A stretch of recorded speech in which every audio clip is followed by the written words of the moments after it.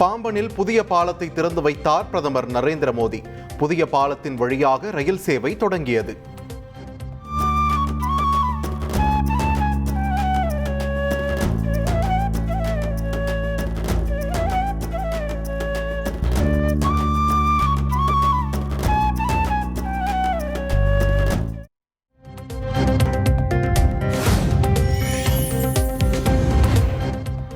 தமிழ்நாட்டிற்கு கூடுதல் நிதி அளித்தாலும் சிலர் அழுது கொண்டே இருப்பதாக பிரதமர் நரேந்திர மோடி விமர்சனம். முந்தைய காங்கிரஸ் கூட்டணி ஆட்சி காலத்தை விட தற்போது தமிழ்நாட்டிற்கு 3 மடங்கு கூடுதல் நிதி கொடுக்கப்படுவதாகவும் பெருமிதம்.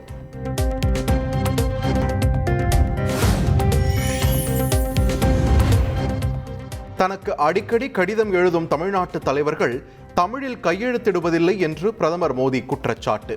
குறைந்தபட்சம் கையெழுத்தாவது தமிழில் போடுங்கள் எனவும் வேண்டுகோள். தமிழ்நாட்டில் தமிழ் மொழியில் கற்பிக்கும் மருத்துவக் கல்லூரிகளை தொடங்குங்கள் எனவும் வலியுறுத்தல்.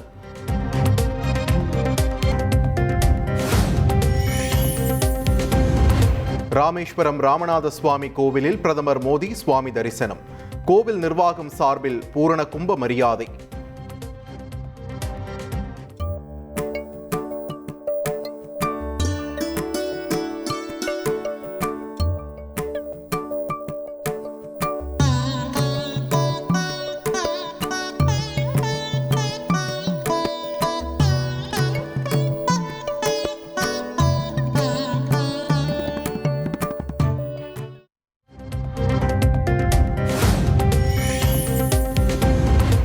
தமிழகத்தில் அரசியல் சந்திப்புகள் எதுவும் இல்லாமல் நிறைவடைந்த பிரதமர் நரேந்திர மோடியின் பயணம்.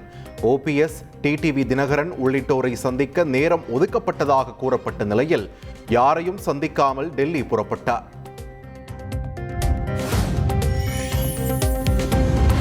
பிரதமர் மோடியின் வருகைக்கு எதிர்ப்பு தெரிவித்து தமிழகத்தில் பல்வேறு இடங்களில் போராட்டம். கருப்பு கொடி ஏந்தி போராட்டத்தில் ஈடுபட்ட காங்கிரஸ் கட்சியினர் கைது.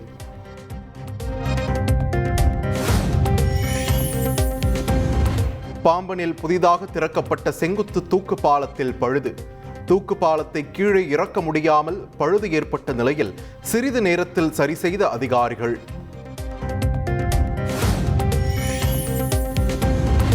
பிரதமர் மோடி கொடியசைத்து தொடங்கி வைத்த ராமேஸ்வரம் தாம்பரம் எக்ஸ்பிரஸ் ரயிலுக்கு வழிநெடுகிலும் பாஜகவினர் வரவேற்பு. அதிகாலை 4 மணி அளவில் ரயில் தாம்பரம் ரயில் நிலையம் வருகை.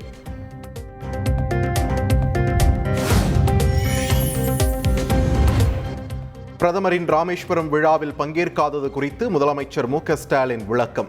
பங்கேற்க முடியாதது பற்றி பிரதமரிடம் ஏற்கனவே தெரிவித்து விட்டதாகவும் தகவல்.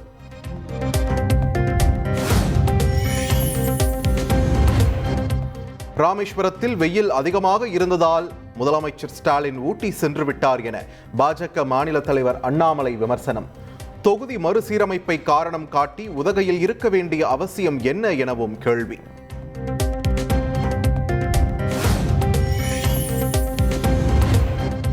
வாக்களிக்காத தமிழகத்தை மத்திய அரசு வஞ்சிக்கிறது. கோவை கொடிசியா வளாகத்தில் நடைபெற்ற வள்ளிக்கும்மி நிகழ்ச்சியில் முதலமைச்சர் மு.க. ஸ்டாலின் பேச்சு.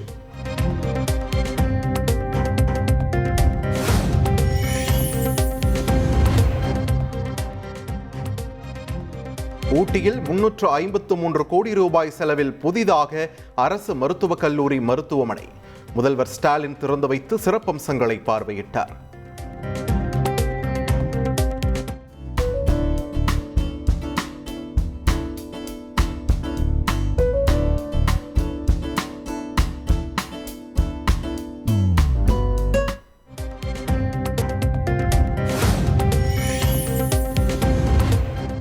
நீட் விலக்கு அளித்தால்தான் பாஜகவுடன் கூட்டணி என்று அறிவிக்க முடியுமா? அதிமுக பொதுச் செயலாளர் எடப்பாடி பழனிசாமிக்கு முதலமைச்சர் மு.க. ஸ்டாலின் சவால்.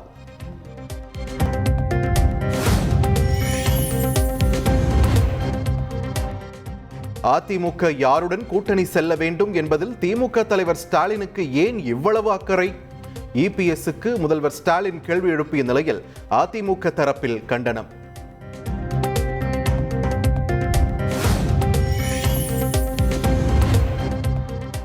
மார்க்சிஸ்ட் கம்யூனிஸ்ட் கட்சியின் தேசிய பொதுச் செயலாளராக கேரளாவைச் சேர்ந்த MA பேபி தேர்வு. மதுரையில் நடைபெற்ற பொலிட் பீரோ கூட்டத்தில் தேர்ந்தெடுக்கப்பட்ட நிலையில் MA பேபிக்கு முதலமைச்சர் மு க ஸ்டாலின் வாழ்த்து.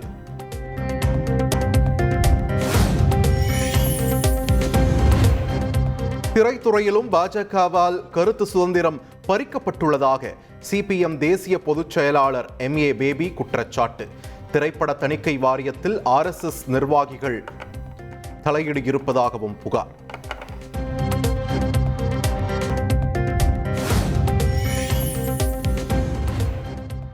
தமிழகத்தின் பல்வேறு பகுதிகளில் வெளுத்து வாங்கிய கனமழை.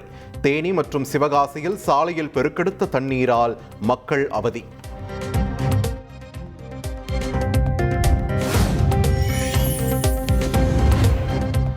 திருப்பூர் மாவட்டம் பல்லடத்தில் சூறைக்காற்றுடன் கனமழை பெய்ததால் முறிந்து விழுந்த மரங்கள். சாலையில் அறுந்து கிடந்த மின்கம்பியை மிதித்த இளைஞர் உயிரிழந்த சோகம்.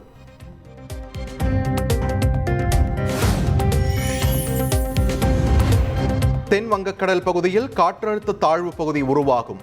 வானிலை ஆய்வு மையம் கணிப்பு.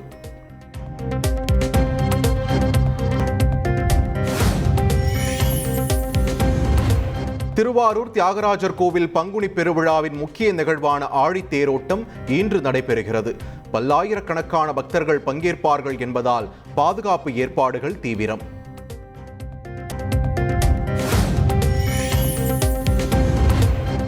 தென்காசி காசி விஸ்வநாதர் கோவிலில் 19 ஆண்டுகள் கழித்து இன்று குடமுழுக்கு விழா. பாதுகாப்பு ஏற்பாடுகளை தீவிரப்படுத்திய போலீசார்.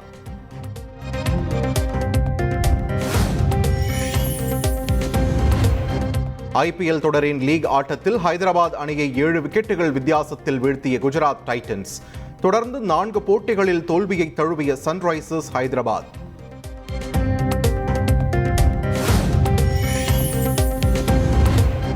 IPL T20 தொடரின் இன்றைய லீக் ஆட்டத்தில் மும்பை மற்றும் பெங்களூரு அணிகள் பல பரீட்சை. மும்பை வான்கடே மைதானத்தில் இரவு 7:30 மணிக்கு போட்டி தொடங்குகிறது.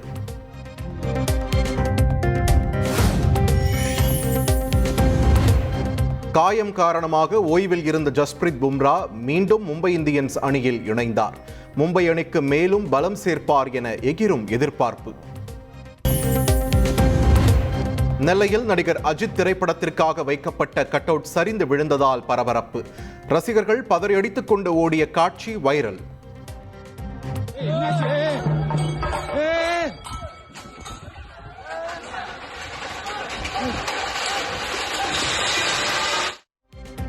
நல்வாய்ப்பாக யாருக்கும் காயம் ஏற்படவில்லை என தகவல்.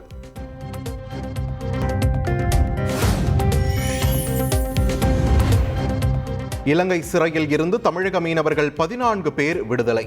பிரதமர் மோடியின் இலங்கை பயணத்தை தொடர்ந்து அந்நாட்டு அரசு உத்தரவு.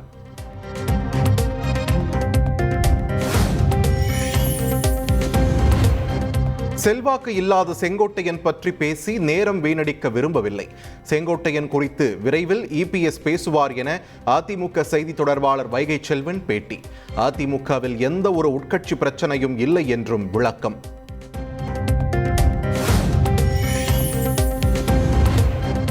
பாஜகவின் மிரட்டலுக்கு பணிந்து செல்லும் நிலையில் அதிமுக உள்ளதாக இந்திய கம்யூனிஸ்ட் மாநில செயலாளர் முத்தரசன் விமர்சனம். எடப்பாடி பழனிசாமியின் கட்டுப்பாட்டில் அதிமுக இல்லை என்றும் கருத்து.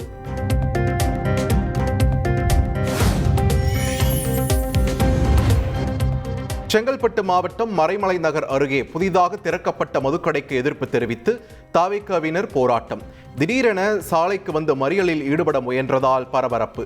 கூடுவாஞ்சேரி உதவி ஆணையர் ஒருமையில் பேசியதாக கூறி தவிக நிர்வாகிகள் வாக்குவாதம்.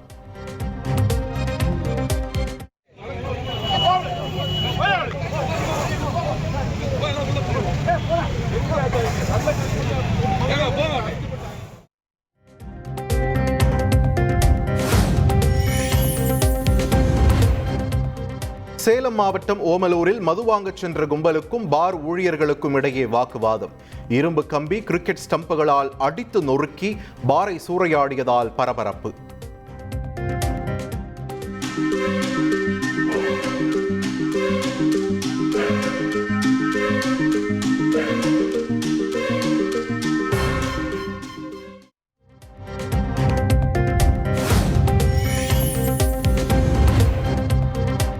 கோவையில் ஐடி ஊழியர்கள் மற்றும் கல்லூரி மாணவர்களை குறிவைத்து மெத்தபெட்டமைன் போதைப் பொருள் விற்பனை.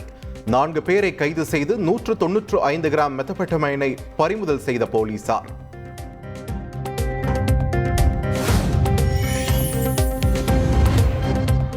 திருப்பூர் பேருந்து நிலையத்தில் குழந்தைகளை வைத்து பிச்சை எடுத்த 2 பெண்களை பிடித்து போலீசார் விசாரணை. 3 சிறுவர்கள் மற்றும் 2 கைக்குழந்தைகள் மீட்பு.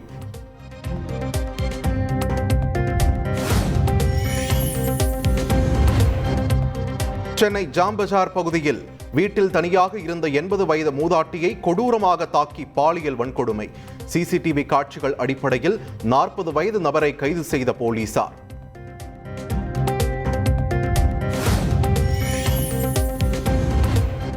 கிருஷ்ணகிரி மாவட்டம் போச்சம்பள்ளி அருகே நிலத்தகராறில் பெண்களை தடியால் சரமாரியாக தாக்கிய முதியவர் மருத்துவமனையில் சிகிச்சை பெற்று வரும் நிலையில் தாக்குதல் வீடியோ வைரல்.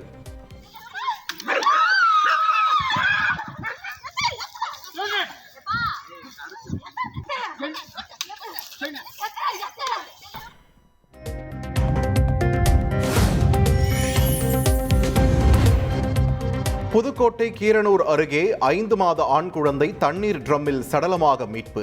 கொலையா என்ற கோணத்தில் போலீசார் தீவிர விசாரணை.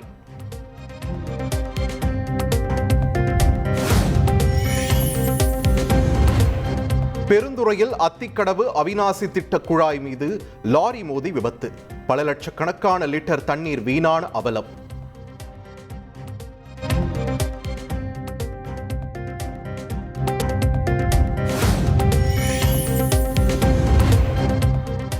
விருதுநகர் மாவட்டம் ராஜபாளையம் அருகே வெறிநாய் கடித்து பள்ளி மாணவர்கள் உட்பட 80க்கும் மேற்பட்டோர் காயம்.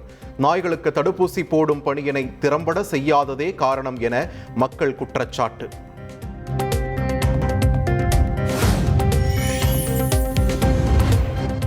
ஈரோடு மாவட்டம் பவானியில் 13 வயது சிறுமி தொண்டையில் உணவு சிக்கி உயிரிழந்ததால் அதிர்ச்சி. உடலை பிரேத பரிசோதனை செய்ய மருத்துவர்கள் மறுப்பதாக கூறி உறவினர்கள் சாலை மறியலில் ஈடுபட்டதால் பரபரப்பு.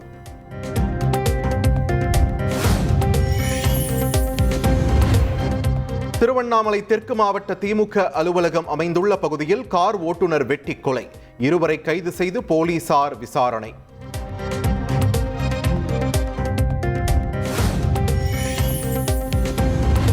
திருப்பத்தூர் மாவட்டம் ஏலகிரி மலைப்பகுதியில் மர்ம நபர்கள் தீ வைப்பு. மளமளவென பரவும் தீயால் மூலிகை மரங்கள் நாசம். தீயை அணைக்கும் பணிகள் தீவிரம்.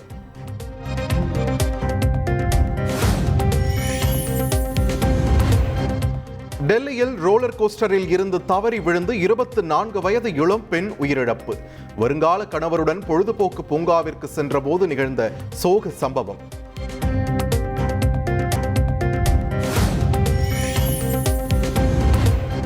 உத்தராகண்ட் மாநிலம் ஹரித்வாரில் ரசாயன ஆலையில் பயங்கர தீ விபத்து.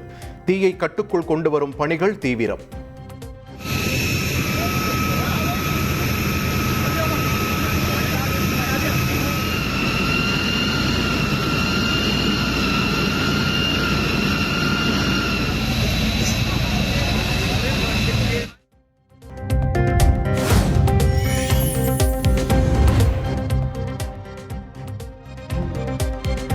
கேரள மாநிலம் மலப்புரத்தில் வீட்டிலேயே பிரசவம் பார்த்த பெண் பரிதாபமாக உயிரிழப்பு. பிறந்த குழந்தைக்கு தீவிர சிகிச்சை அளிக்கப்பட்டு வரும் நிலையில் பெண் மரணம் குறித்து போலீசார் விசாரணை.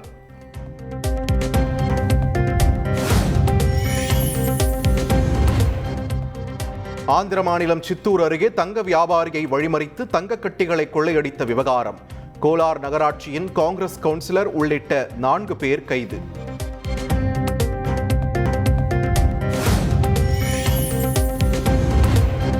ராமநவமி நாளில் அயோத்தி ராமர் சிலை நெற்றியில் சூரிய ஒளி விழும் நிகழ்வு. திரளான பக்தர்கள் ராமரை தரிசனம் செய்து வழிபாடு.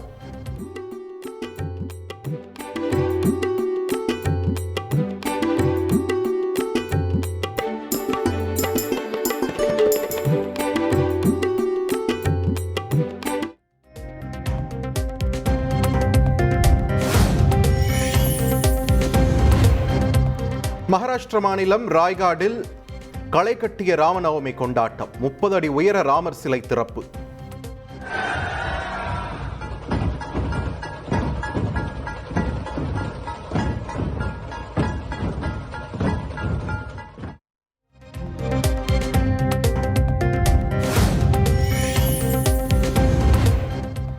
யுக்ரைனின் மைக்கோலைவ் பகுதியில் ரஷ்யா நடத்திய வான் தாக்குதலில் 3 பெண்கள் காயம். இரவில் நடத்தப்பட்ட இந்த தாக்குதலில் கட்டடத்தில் தீப்பற்றி கரும்புகை வெளியேறியதால் பரபரப்பு.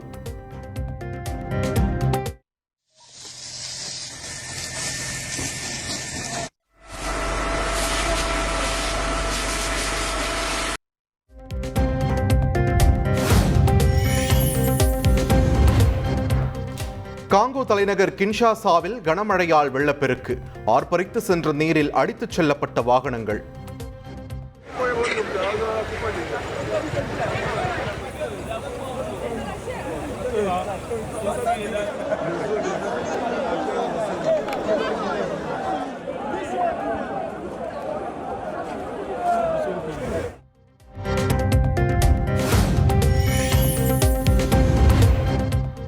உலகின் மிகச்சிறந்த பூந்தோட்டங்களுள் ஒன்றாக அறியப்படும் நெதர்லாந்தின் கியூகென்ஹாப் பூந்தோட்டத்தில் பூத்துக் குலுங்கும் வண்ண மலர்கள்.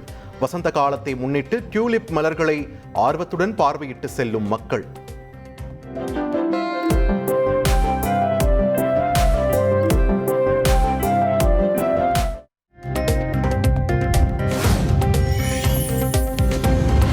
ரஷ்ய தலைநகர் மாஸ்கோவில் உள்ள சிவப்பு சதுக்கத்தில் எதிர்பாராத அளவில் பனிப்பொழிவு. ஆங்காங்கே பனிக்கட்டிகள் குவிந்து கிடப்பதால் வாகன ஓட்டிகள் அவதி.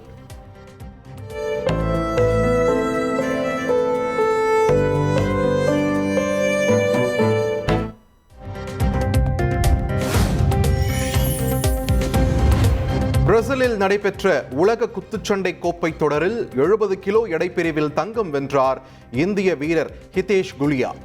இந்திய வீரர்கள் 6 பதக்கங்களை வென்று அசத்தல்.